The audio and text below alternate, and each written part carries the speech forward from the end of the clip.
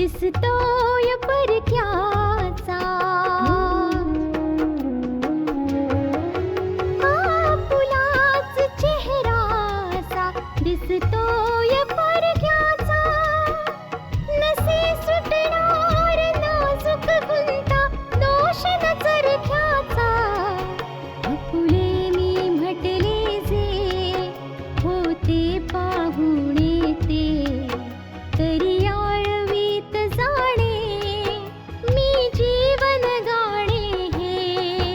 रेखा ही भाग्याची, रेखा ही भाग्याची, रेखा ही भाग्याची, रेखा ही भाग्याची. आतापर्यंत आपण पाहिलं आशा जी कायदा आणि न्याय यांची मदत करण्याच्या प्रयत्नात असताना तिच्यावर हल्ला झाला आणि आपल्या पतीसोबत आपली स्मरणशक्ती गमावून बसलीये. आज तिची मैत्रीण LLB करून परत आलेली आहे, जी या केसला सॉल्व्ह करू पाहतेय. सोहनलालच्या जामिनावरून सर्वत्र चर्चा आहे. इन्स्पेक्टर या गोष्टीने हैराण झालाय की सोहनलालला अटक केल्यानंतरही ते रहस्यच राहिलेलं आहे. दुसरीकडे कुंदन पल्लवीच्या मागे लागलेला आहे. पल्लवीला निर्णय नाही घेता येत आहे की तिने कुंदन पासून स्वतःचा बचाव कसा करावा. आता पुढे Pallavi, you love me and I love you. हे सगळं नाटक बंद कर तू. Just shut up. काय मूर्खपणा करतोयस तू कुंदन. माझं तुझ्यावर मुळीच प्रेम नाहीये, फक्त तिरस्कार करते तू. अजून काही ऐकायचंय तुला? मग ऐक तू.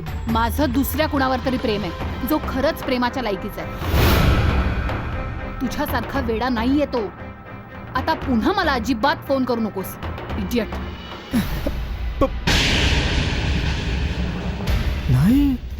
नाही पल्लवी, नाही. मी तुझ्यावर प्रेम करतो आणि तू माझ्यावर प्रेम करतेस, बस. नाही, तू दुसऱ्या कुणाची होऊच शकत नाहीस. तुला आठवते पल्लवी, जेव्हा पहिल्यांदा मी माझ्या प्रेमाबद्दल सांगितलं होतं तुला, अगदी पहिल्यांदा. हो नगमा, इथे इंडियामध्ये पण मुली मुलांपेक्षा शिक्षणाच्या बाबतीत सगळ्यात जास्त पुढे आहेत. हो, त्यांच्याकरता त्यांचं करिअर सगळ्यात जास्त इम्पॉर्टंट आहे. रोमॅन्स वगैरे काय असतं. आणि राहिली गोष्ट प्रेमाची, तर ते फक्त कुणा एकावरच होत असतं आणि आयुष्यात फक्त एकदाच, ज्याच्यासाठी सगळं काही करावंसं वाटतं आपल्याला. आता तू लवकर ये आणि मला भेट. बाय.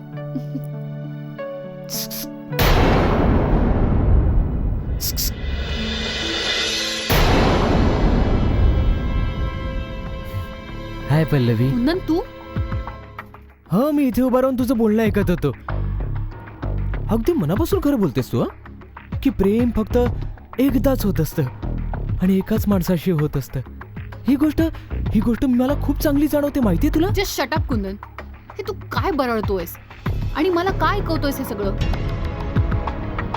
मला कॉलेजमध्ये पण जाणवलेलं की तू नेहमीच माझा पाठलाग करायचास. मी तुझा पाठलाग नाही करते पल्लवी. खरं तर हे तुझ्या आठवणी माझी पाठ नाही सोडत. मी एक क्षण सुद्धा तुला विसरू नाही शकत. काय बकवास करतोयस पल्लवी. ही बकवास नाहीये. आत्ताच तर तू म्हणालीस की प्रेम फक्त एकदाच होत असतं, एकाच माणसाशी होत असतं. पल्लवी, खरं तर हे मी तुझ्यावर प्रेम करतो. अगं, आय लव्ह यू पल्लवी. सोड.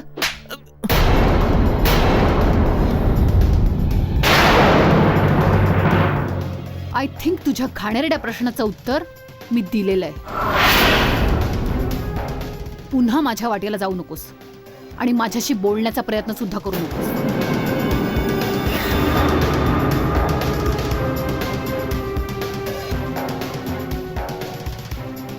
तू रस्त्याची गोष्ट करतेस पल्लवी. मी तुला माझ्या आयुष्यात दाखल करून घ्यायच्या गोष्टी करतोय. पल्लवी, तू माझं पहिलं प्रेम आहेस आणि शेवटचं पण. मी तुझ्यावर खूप प्रेम करतो आणि या गोष्टीची जाणीव मी तुला करून देईनच पल्लवी. नाही, तू कोणी दुसऱ्याची नाही होऊ शकत. तू असं कसं करू शकतेस पल्लवी? तू असं कसं करू शकतेस? अरे, तू असं नाही करू शकत पल्लवी. हे गद्दारी नाही करू शकत माझ्यासोबत पल्लवी. जर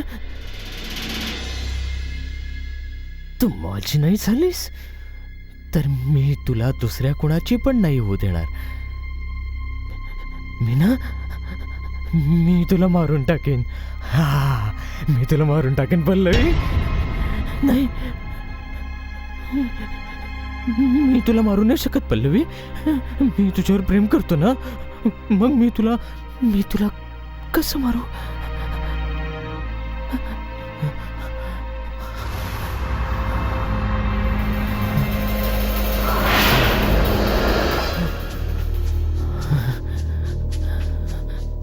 पल्लवी, पल्लवी, मी स्वतःलाच मारून टाकतो. मी स्वतःलाच मारून टाकतो. मी आता स्वतःलाच मारून. पण मी स्वतःलाच कसं मारू शकतो पल्लवी? जर मी स्वतःला मारून टाकलं तर तुझी काळजी कोण घेईल? तुला तर खूप प्रेम करणारे मिळतील, पण मला कोणी पल्लवी नाही मिळणार ना. माहितीये का नाही मिळणार? कारण की तू खरंच इतकी सुंदर आहेस की तुला खूप मिळतील प्रेम करणारे. पण मला दुसरी पल्लवी नाही मिळणार. हा तुझ्या खूप सुंदर असण्याचा प्रॉब्लेम आहे. तर एक काम करूया, तुझ्या या सुंदर रूपाला मी संपवून टाकतो. म्हणजे तुझ्यावर कोणी कधीच प्रेम नाही करू शकणार आणि माझा पण प्रॉब्लेम सॉल्व्ह होऊन जाईल आणि तुझाही. ठीक आहे, तुझ्या सुंदर चेहऱ्याला मी संपवून टाकेन पल्लवी. मी संपवून टाकेन तुझ्या सौंदर्याला. नाना, पोलीस पण द्विधा मनस्थितीत आहेत. कालच मी इन्स्पेक्टरला भेटलो. त्याला माझ्याकडून हे जाणून घ्यायचं होतं की आशाकडे किती केसेस आहेत, आशा कोणाकोणाची केस लढत होती, हेच सगळं. नाही, पण मला एक गोष्ट समजत नाहीये अजून. पोलीस हे जाणून घेऊन करणार आहेत का? नाना, आशा एक खूप मोठी क्रिमिनल लॉयर होती नाही का? हिने किती माणसांना तुरुंगात पाठवलं असेल, तर मग उघडच गोष्ट आहे की शत्रू तर असणारच. बरोबर बोलतेस तू बेटा. आशा नेहमीच सत्याची लढाई लढलेली आहे आणि हिने नेहमीच निरपराध्यांना वाचवलेलंही आहे आणि गुन्हेगारांना शिक्षा मिळवून दिली आहे. कोणाकोणाला शिक्षा दिलीये मी? हीच गोष्ट तर पोलिसांना जाणून घ्यायची आहे. हो, आणि त्याच दिशेने तपास पण चालू केलाय. अगदी बरोबर नानू, ही गोष्ट तुम्ही बरोबर बोललात. आता ह्या केसचा खरा निकाल समोर आलाच पाहिजे. आणि हो नानू, आणि एक सांगू, मला पण ह्या बाबतीत जरा गडबड वाटते. हो पल्लवी, गडबड काही असो, पण ह्या सगळ्याच्या मागे विपुल शहाचा हात जरूर आहे. हो बेटा, बरोबर बोलतोयस तू.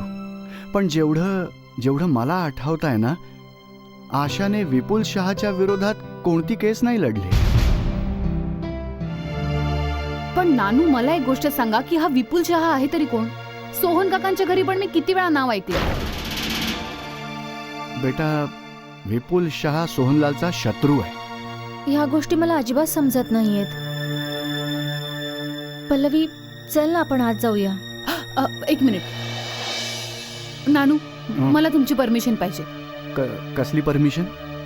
नानू, मी आशाला माझ्याबरोबर मंदिरात घेऊन जायचं म्हणते. देऊळ? ही तर चांगलीच गोष्ट आहे बेटा. ठीक आहे, मी पण येणार. हो बेटा, मी पण संध्याकाळी देवळात जायचा विचार करत होतो आणि विचार करत होतो की आशाला पण माझ्यासोबत घेऊन जाईन. अगदी बरोबर बोललात तुम्ही नानू. मी काय म्हणते, त्या वातावरणात तिचं मन पण रमेल. मी संध्याकाळी इथेच येते, मग एकत्र जाऊ. ठीक आहे? पल्लवी, तिथून इथे येण्याची तुला काय गरज आहे? तू कामावरून सरळ मंदिरात जाऊन थांब. हो, आणि नाना आशाला घेऊन तिथे पोहोचतील. हे पण चालेल. भडकवणारे तर जवळचेच असतात आणि त्या घरामध्ये भडकवणारा एकच आहे. कोण? आणखी कोण आहे? एक आशिष, ज्याला उभं करणारे स्वतः पप्पा आहेत. दुनियेत असे उपकार विसरणारे लोकही असतात. रेखा ही भाग्याची. मम्मी, पप्पा, बघा कोण आलाय.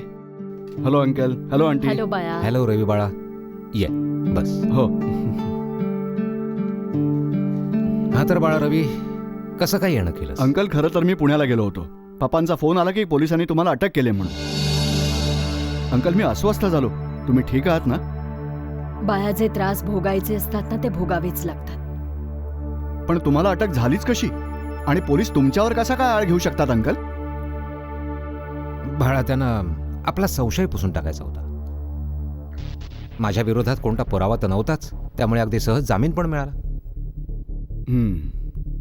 बरं अंकल, मी सांगायला विसरलो. पप्पा म्हणत होते की आशाला तर काहीच आठवत नाहीये. त्यामुळे कामिनी आंटी आणि नानाजींना कुणीतरी दुसराच भडकवतो. आणि आता तुम्हाला ह्याचा शोध घ्यायला पाहिजे की नेमकी ती व्यक्ती कोण आहे. आगीमध्ये तेल कोण ओततंय हे आम्हा सगळ्यांना माहिती. हे काम बाहेरच्यांचं नाही. भडकवणारे तर जवळचेच असतात आणि त्या घरामध्ये भडकवणारा एकच आहे. कोण? आणखी कोण आहे? एक आशिष, ज्याला उभं करणारे स्वतः पप्पा आहेत. दुनियेत असे उपकार विसरणारे लोकही असतात. मी तर असं म्हणेन, जे असा कृतज्ञपणा करतात ना, त्यांना त्यांच्यावर केलेल्या उपकारांची आठवण करून द्यायला हवी.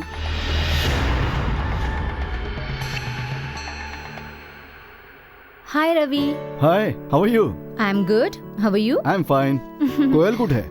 ओ, सडनली तिला एका फॅशन एक्झिबिशन मध्ये जावं लागलं.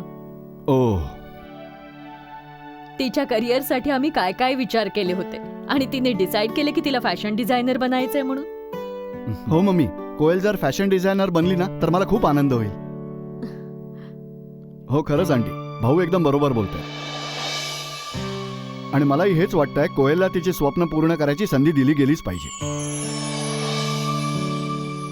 बाळा, यासाठीच तर आम्ही तिला परवानगीही दिली आहे. आणि मी तर तिच्या ऍडमिशनसाठी बंगळुरूमध्ये बोलणी पण केली आहे. ही तर खूपच चांगली गोष्ट आहे अंकल. आणि तसंही आजकालच्या मुली आपल्या करिअरसाठी खूपच जास्त कन्सर्न आहेत. मी आता तिला फोन करून हार्दिक शुभेच्छा देतो. फोन करायची काय आवश्यकता आहे? मी त्याच एक्झिबिशन मध्ये जाते. You can join me. Personally जाऊन कॉंग्रॅच्युलेट करून टाक ना यार तू. That's great. अरे बाळा, आधी चहा तर घे. हो.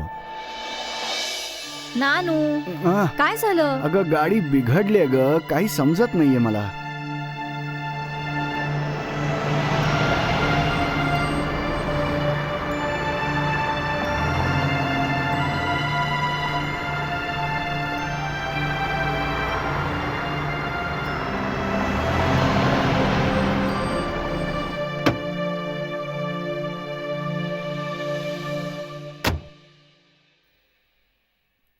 आशा,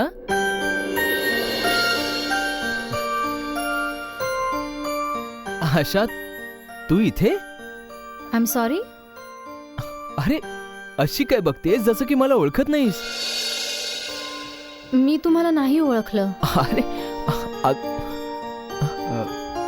बेटा, कोण आहेस तू आणि आशाला कसा काय ओळखतोस? नमस्ते अंकल, माझं नाव सिद्धांत आहे. मी आणि आशा एकत्र ज्युनियर कॉलेजमध्ये शिकत होतो. मग पुढच्या शिक्षणासाठी मी अब्रॉडला निघून गेलो. मध्ये मध्ये येणं जाणं झालं, पण आशाला नाही भेटता आला मला. आणि आज असं रस्त्याच्या मधोमध. हो बेटा, ही खरंच तुला नाही ओळखणार.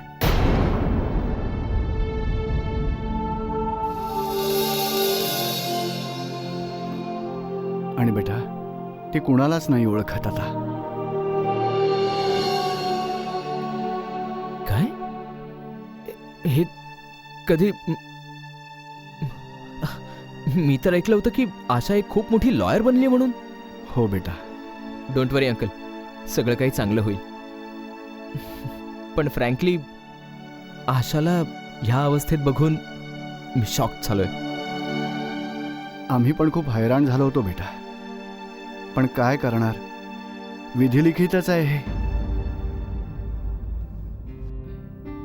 ध्याना अंकल, मी तुमची गाडी चेक करू शकतो?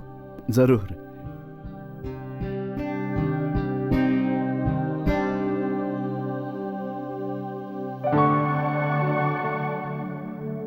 घ्या, स्टार्ट करा आता. काही नाही, एक वायर हल्ली होती.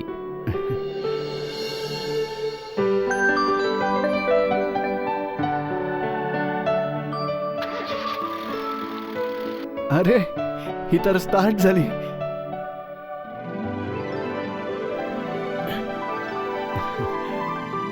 खूप खूप आभार बेटा.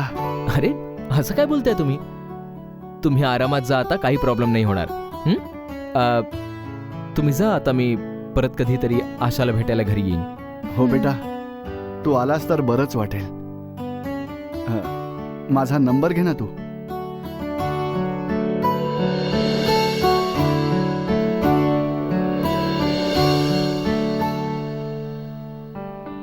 Thank you. Bye uncle. Bye Asha. आयुष्यमान भव. बाय.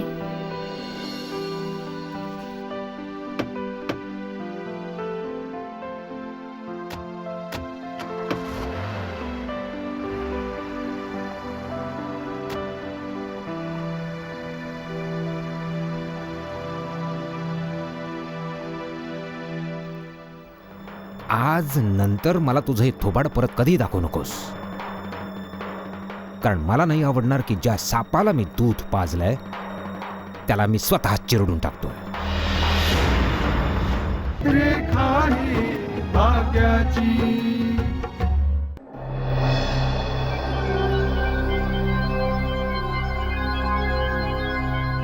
आशिष, अरे तुम्ही इथे?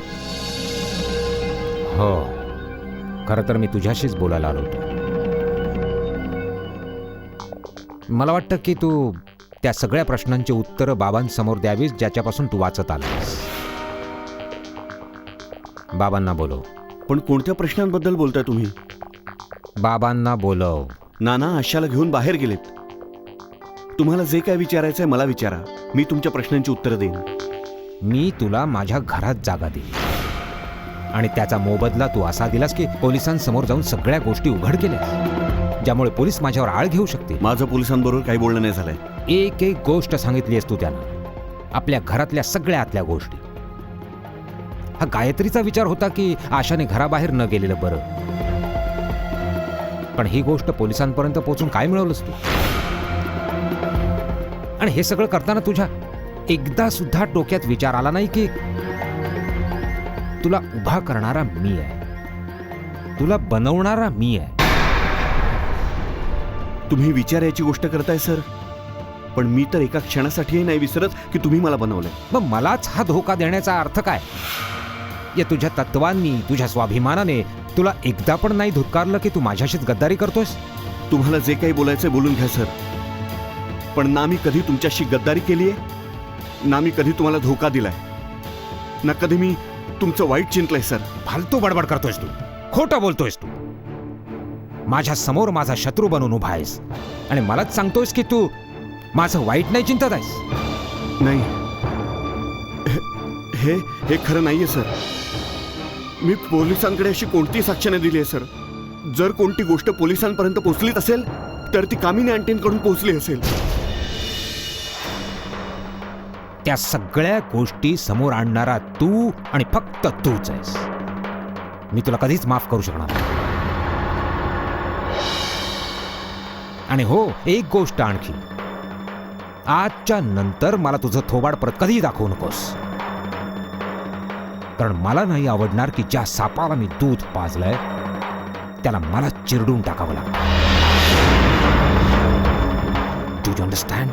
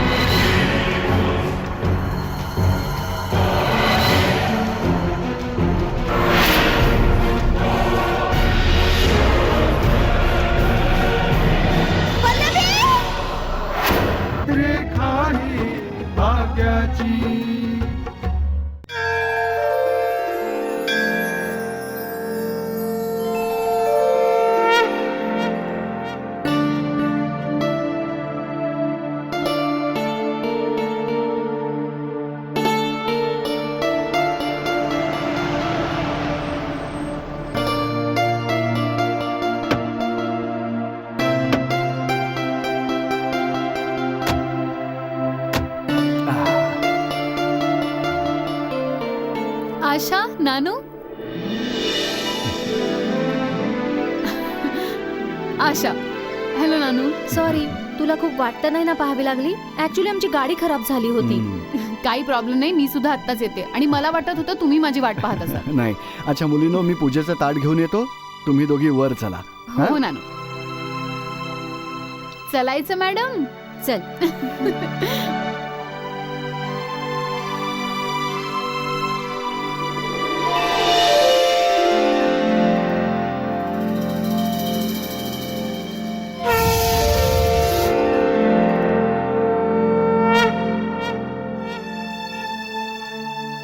सांग बरं, इतक्या दिवसानंतर बाहेर आलीयस, कसं वाटतंय? चांगलं तर वाटतंच आहे पल्लवी, पण नानू आणि आशिष असं सांगतात की घरातून बाहेर नको पडत जाऊस. माहित नाही कोण शत्रू असेल ते. हो, ऍक्च्युली यू नेव्हर नो. कोणी पण शत्रू असू शकतो.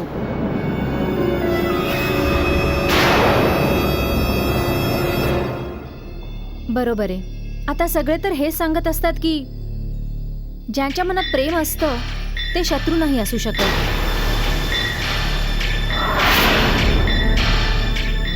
बट यू नो व्हॉट, जास्त प्रेम, जास्त अपेक्षा ही सुद्धा शत्रू होण्याची कारण असू शकतात.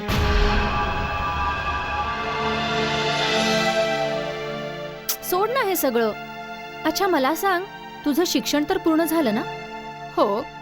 मग पुढे काय करायचा विचार आहे? करायचं काय, बस इथे राहून प्रॅक्टिस करीन. विचार केला होता तुम्हाला हेल्प करशील, पण तू तर